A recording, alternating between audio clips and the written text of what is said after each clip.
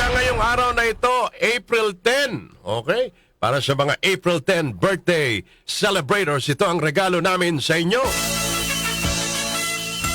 Happy birthday! Pati na natin yung mga celebrants ngayong araw na ito, April 10.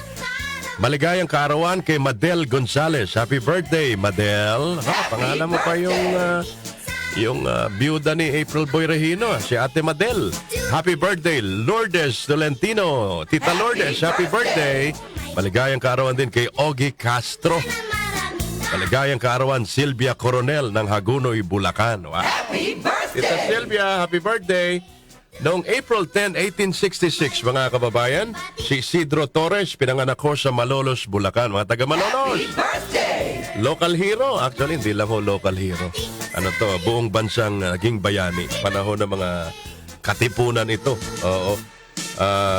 Mula ho sa prominenteng pamilya sa Bulacan, si General Isidro Torres ay nag-establish po ng maraming chapters ng katipunan. Ayun.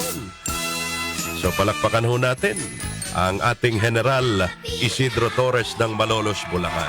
Birth anniversary. Ano hong gagawin ng ating Malolos LGU bilang pagpupugay sa kanyang kaarawan? Sino pa ba nagdiriwa ng kaarawan today?